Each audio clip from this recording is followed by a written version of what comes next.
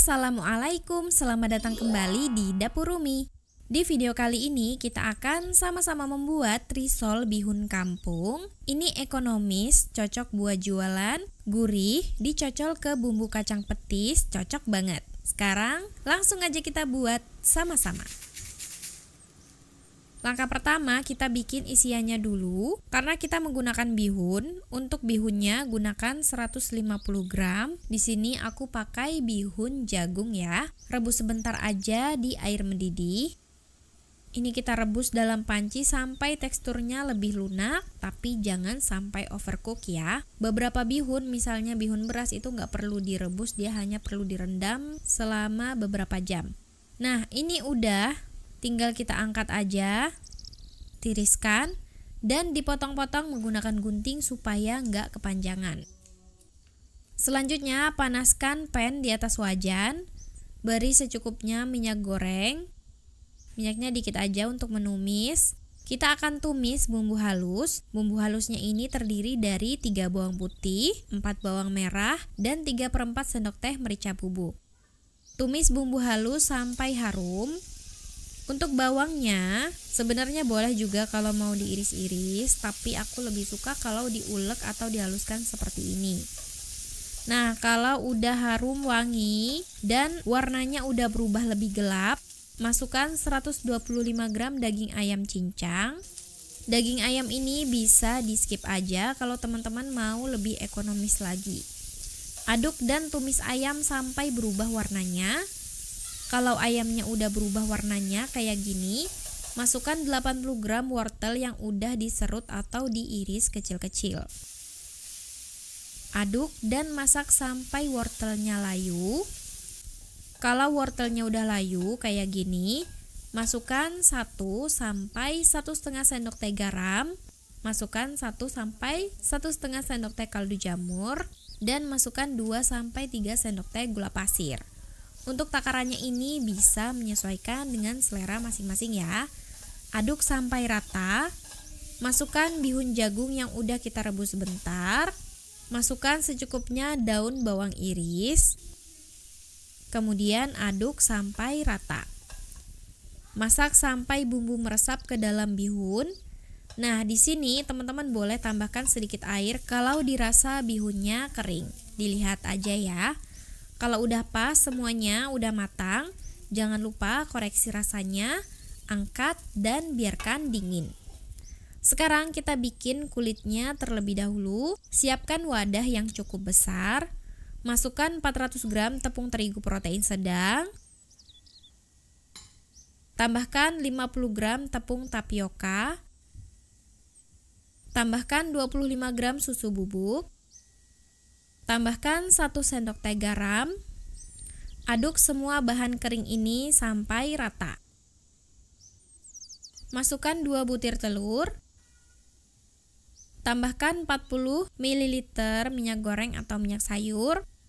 Tuangkan 1 liter atau 1000 ml air. Ini kita tuangkan sambil diaduk-aduk aja.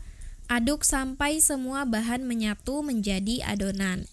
Nah, kalau adonannya udah halus seperti ini, jangan khawatir kalau masih ada yang bergerindil, nanti akan kita saring. Lanjut kita saring ya, supaya nanti hasil kulitnya mulus. Nah, ini opsional ya teman-teman, bisa ditambahin daun bawang.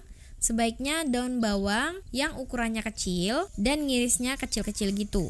Ini aku rasa masih kurang banyak sih, tapi kalau mau di skip juga nggak apa-apa, nggak masalah.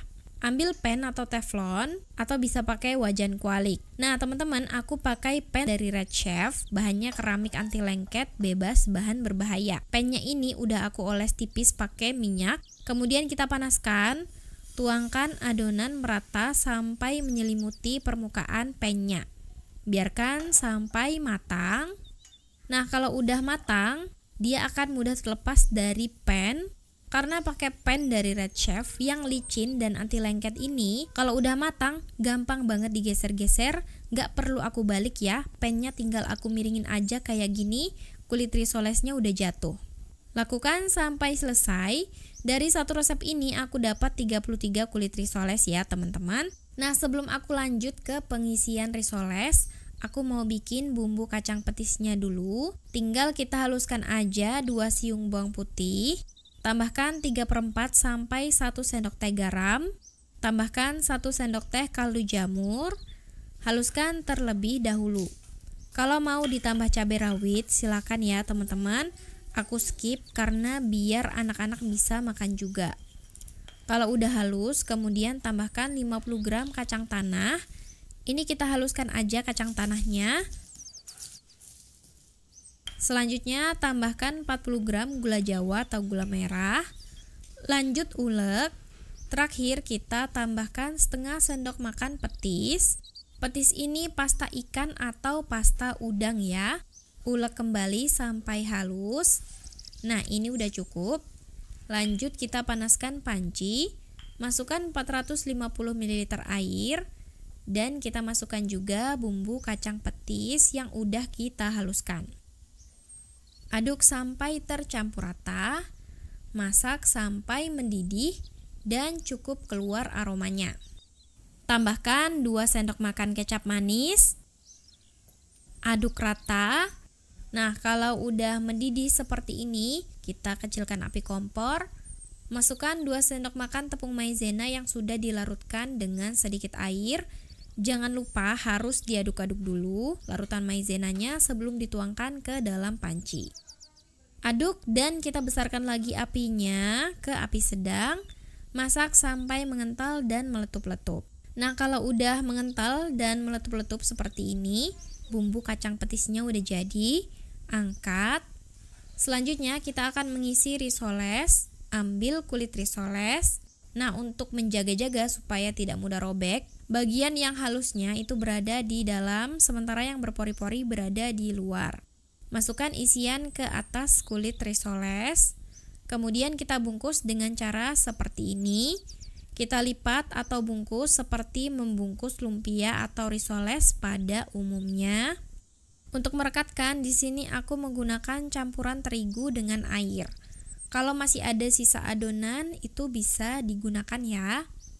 Nah, hasilnya jadi seperti ini. Kita lakukan sampai selesai. Dari satu resep ini aku dapat 31 pieces, jadi masih bersisa 2 kulit risoles. Bisa lebih banyak atau bisa lebih sedikit, itu tergantung juga seberapa banyak kita beri isian ke kulitnya. Ini bisa dijadikan sebagai stok ya teman-teman. Goreng di minyak panas di api sedang agak besar.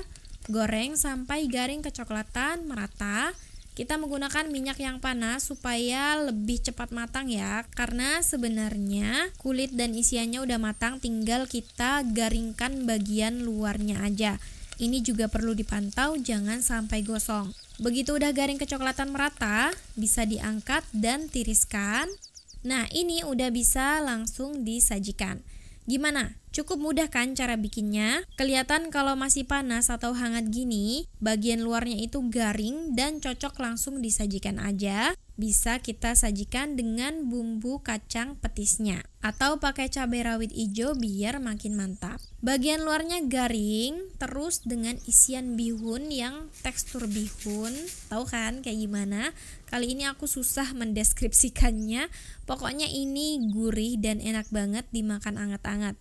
Apalagi dicocol bumbu kacang petis kayak gini, cocok banget. Selamat mencoba. Makasih sudah nonton. Maaf kalau ada salah. Semoga bermanfaat. Wassalamualaikum warahmatullahi wabarakatuh.